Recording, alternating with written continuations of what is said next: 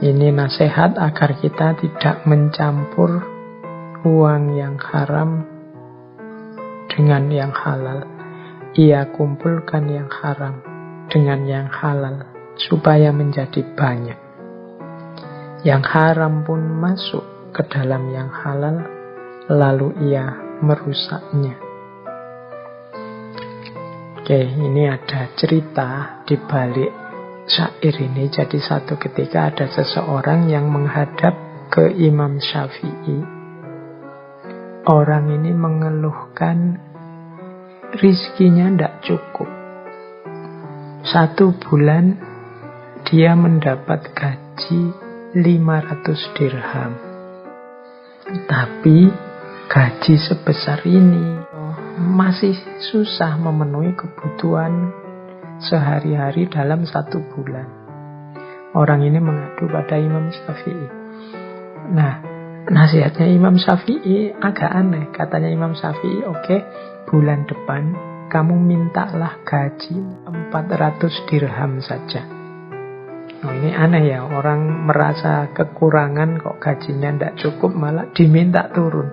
Tapi karena yang meminta seorang ulama besar yang dekat dengan Allah, ya dituruti. Minta penurunan gaji. Bulan depan gajinya jadi 400 dirham. Tapi tetap 400 dirham pun dia masih kesulitan, masih kekurangan. Menghadap lagi pada Imam Syafi'i. Terus katanya Imam Syafi'i, wah ini ada yang salah. Coba kamu minta turun lagi 300 dirham untuk bulan depan. Ini orang ini semakin heran, loh kok tambah turun? 500 rasanya kurang, 400 masih kurang, sekarang disuruh 300. Tidak apa-apalah, yang menyuruh beliau insya Allah ada hikmahnya, ada rahasianya. Diikuti. Minta diturunkan 300 dirham. Setelah 300 gajinya, rasanya kok malah tenang. Rasanya tidak banyak lagi kebutuhan macam-macam. Rasanya kok cukup dibuat apa saja dalam 1 bulan. Alhamdulillah. Padahal kemarin 500 rasanya tidak cukup, 400 rasanya tidak cukup, 300 kok rasanya malah cukup. Kembalilah dia menghadap pada Imam Syafi'i. Kok bisa? Sekarang saya merasa cukup gaji saya, meskipun jatuhnya hanya 300. Nah, Imam Syafi'i terus memberitahu, wahai saudaraku, sebenarnya pekerjaan yang engkau lakukan itu memang layaknya gajinya hanya 300. Sehingga sisa yang 200 ini sifatnya kelebihan. Dan ini yang kecampur dalam gajimu yang halal. Sehingga membuatnya tidak barokah kalau dalam bahasa Islamnya. Karena tidak barokah, ya rasanya kurang terus. Rasanya ada saja kebutuhan-kebutuhan baru yang sehingga 500 ini tidak cukup.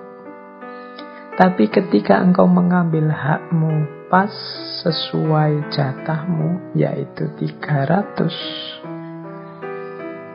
sekarang hartamu sudah bersih, isinya halal semua, dan disitulah letaknya barokah.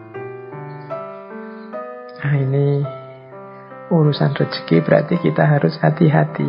Yang halal dan yang haram, ketika dia ngumpul, yang haram akan merusak yang halal.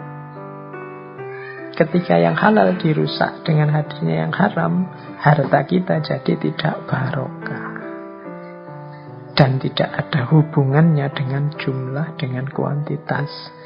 Karena harta itu kan kuncinya pada rasa cukup yang ada dalam diri kita. Oke, jadi ya ini untuk bahan renungan kita semua. Semoga teman-teman yang mendengarkan ini hati-hati dalam pengelolaan rezeki. Jangan sampai harta yang kita pegang tidak barokah atau kecampur-campur sehingga tidak barokah.